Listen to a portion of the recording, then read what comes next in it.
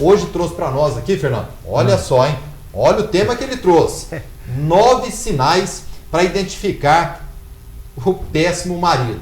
9 sinais para identificar o péssimo marido, matéria do jornal Folha Universal. É isso mesmo, Fernando? É isso mesmo. Tem 9 sinais? Tem os sinais, né, Faria? Mas é igual a gente fala, viu, Faria? Esses sinais, eles servem também para o sujeito também não arrumar uma mulher também complicada. É para lá e para cá. É para lá e para cá.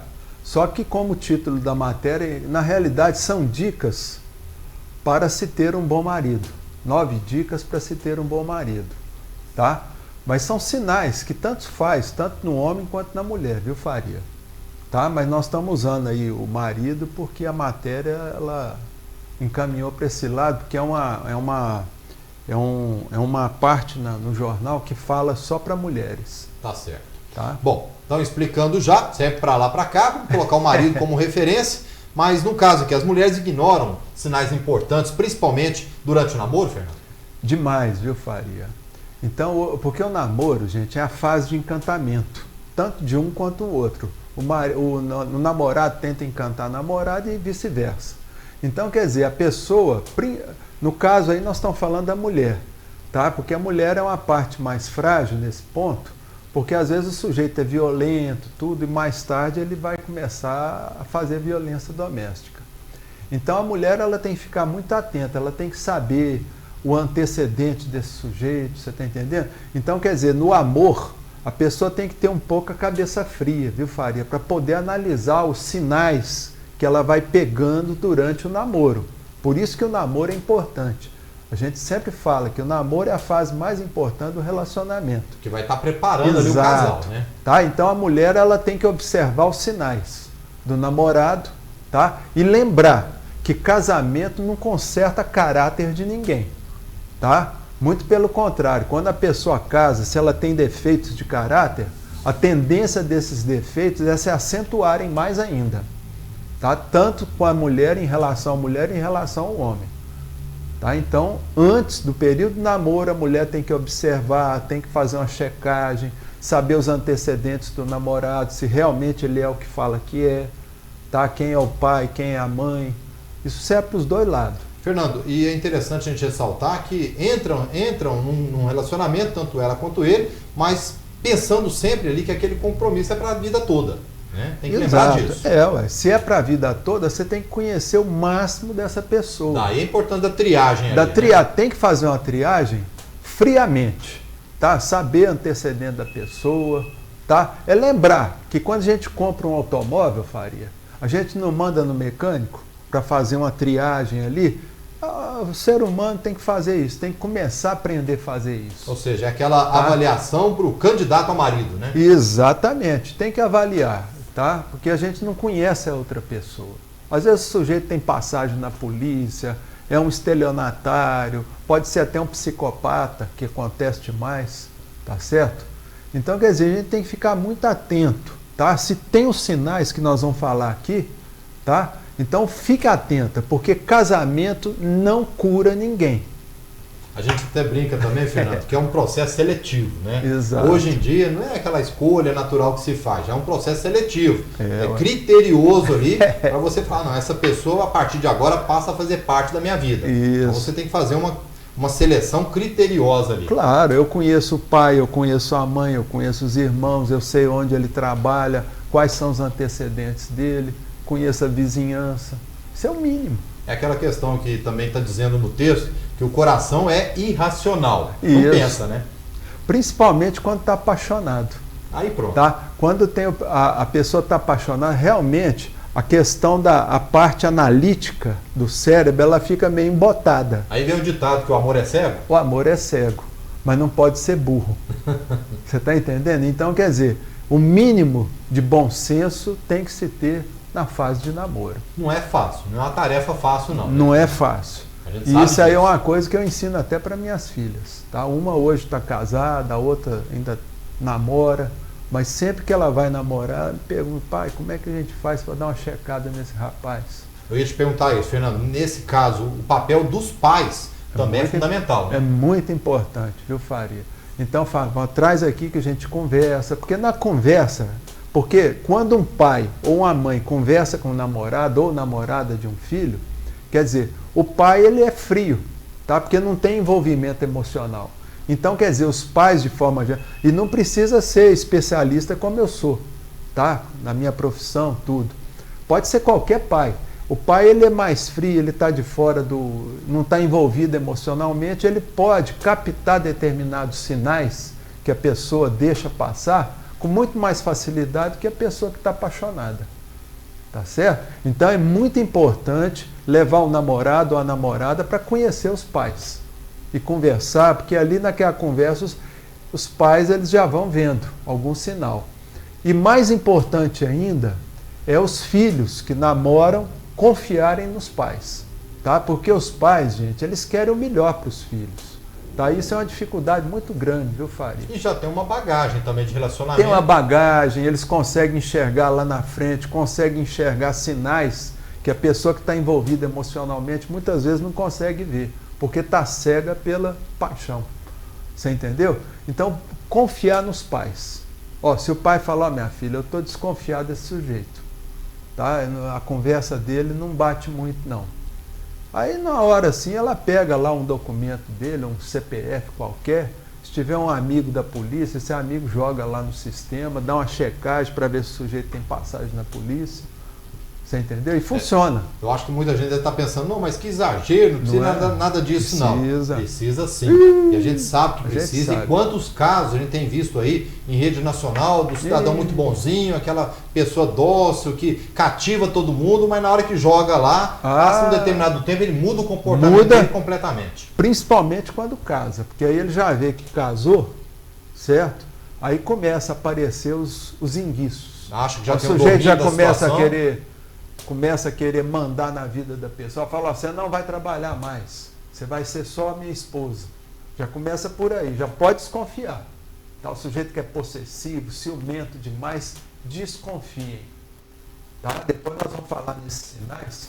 Voltando aqui no assunto, 9 sinais para identificar o péssimo marido. É um texto, uma matéria que foi publicada no jornal Folha Universal. E aí o Fernando trouxe para nós aqui então as 9 características básicas para analisar um homem, mas serve para a mulher também, tá ok? Então vamos lá. O primeiro aqui, Fernando, é pessoas possessivas. Isso. Então, os namorados, eles têm que observar se o parceiro é o quê? Muito possessivo, ciumento, tal. Quer dizer, isso já é um indício de quê? De que quando a pessoa for concluir o casamento, quer dizer, aquele sintoma de possessividade da pessoa geralmente vai aumentar, viu, Faria? Então, quer dizer, já é um indício ruim. Tá? Ok, o segundo aqui então, depois do possessivo, pessoas mentirosas. Isso aí é outra coisa também, Faria, que os namorados têm que observar. Se o parceiro é muito mentiroso, tá? Então tem que tomar cuidado, porque se ele mente para os outros, ele vai mentir para você também. E isso é muito desagradável, porque uma das coisas que tem em um relacionamento afetivo tem que ter o quê? Honestidade. E se mentiu no namoro, se mentiu no casamento. Não, provavelmente. Então, quer dizer, o sujeito, tudo que ele faz no namoro, que são defeitos, vamos dizer assim, estupro de comportamento, tudo, quer dizer, quando casa, gente, a máscara cai. Então é isso que as pessoas têm que entender, porque quando está no namoro, tudo é controlado mais ou menos, tudo é maquiado. Tá? Casou, a maquiagem ela desce. Temos aqui o terceiro, então, a terceira característica, pessoas indiferentes. Isso. O sujeito, quando ele é muito indiferente, ele é um sujeito muito egoísta. Tá? Quer dizer, ele não está ligando para o que você gosta, os seus sonhos, suas metas, tá certo? Então tem que tomar cuidado, porque é uma pessoa que só pensa no umbigo dela.